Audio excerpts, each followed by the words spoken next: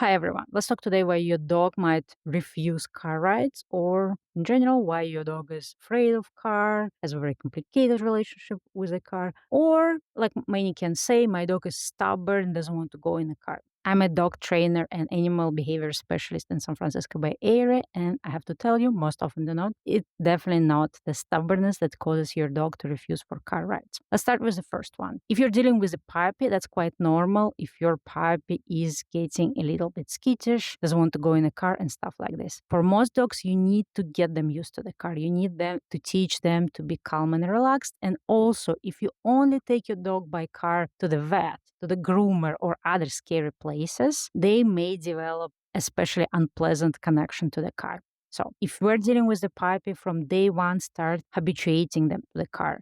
With puppies, it usually means that maybe on day one, you just go in a car and just sit together in a car, maybe play a game, maybe feed him some yummy treats. The next day, maybe start the car, open closed doors, do some funny games in there, do some training. Sometimes you can just toss treats around so they have to climb around the car, find those treats. On the day three, go for a short ride, maybe a couple of minutes just around the block. On the day four, go for maybe 5-10 minutes. On the day, whatever next day, go for longer. If it's two of you, let's say it's you and your partner, or you can ask a friend to help you, the, the best idea is to ask one person to drive, and the second person can just hang out with the puppy, give them nice treats to create positive associations. So the way how it works, slowly and gradually your puppy gets used to the car, and also they get positive association because they're having fun time in there, they're spending time with you, or they're playing with toys or eating good treats. The second very often case is when the dog becomes reluctant to go for car rides, and that's when people usually call it a stubbornness. Let's say the dog is like 5, 6, 7, 8 years old. Before that, they used to go for car rides without no issue, but eventually they become more reluctant. They refuse to jump up in a car.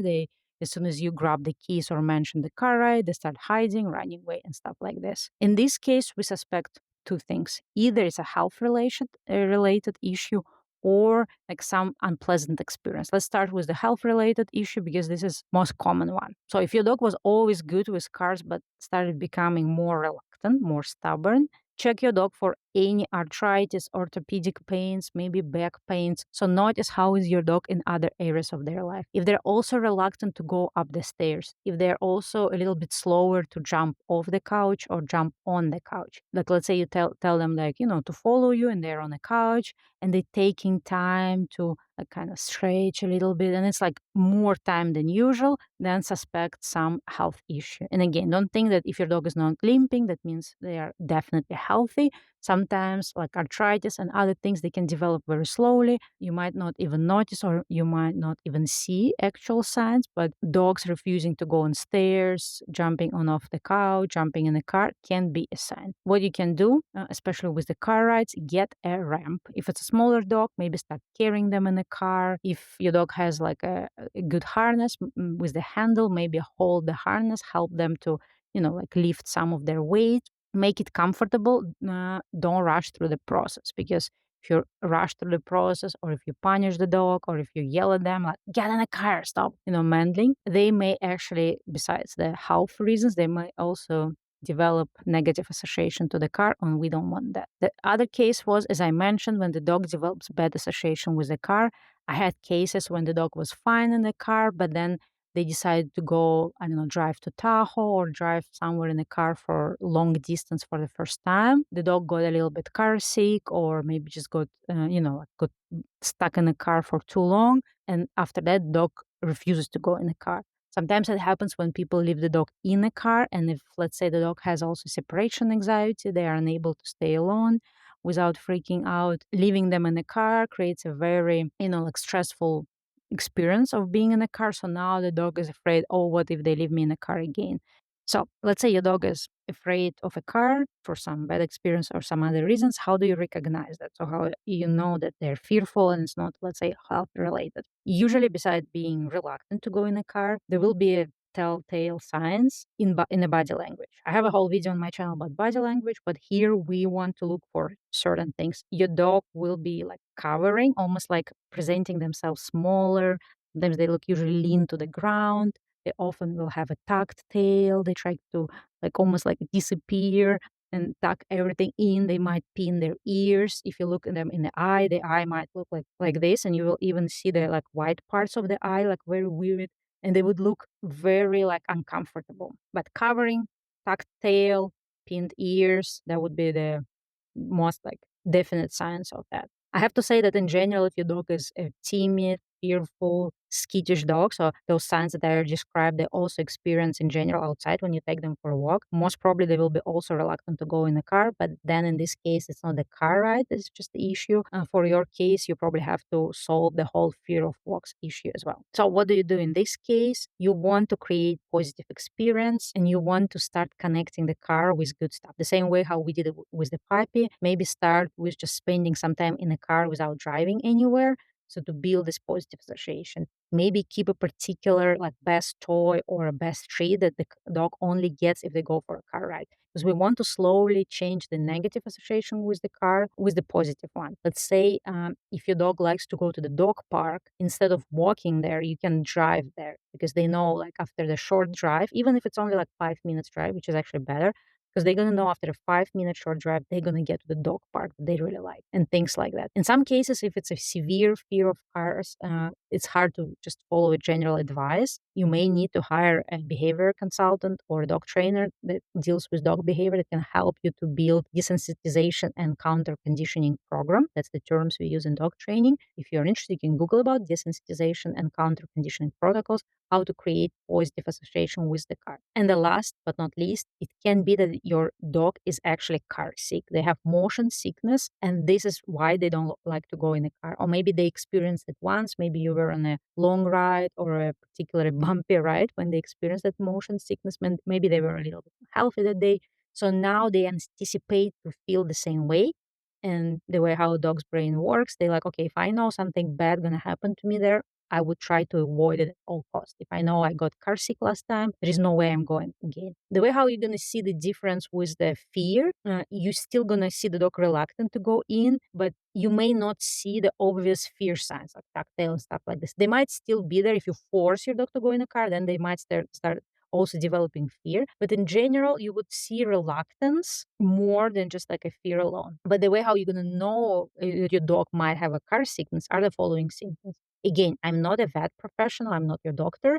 So for this, you will obviously have to consult with a person who is professional on those things. But the reason I'm telling you that you can, so you can recognize those signs and then talk to your vet. So what would be those signs? The number one sign is that if your dog is excessively panting and drooling, especially drooling, if they start foaming at their mouth. Like I had a dog in my care that would not go in a car, but can be persuaded to go in a car after a minute. But I would know that the dog is very car sick because they would drool to the point that they had a puddle of drool in front of them. In this case, it's pointless to do the training because this is on a physical level. In this case, the dog needs to go to the vet and they need to be prescribed medication. There is a specific medication for dogs.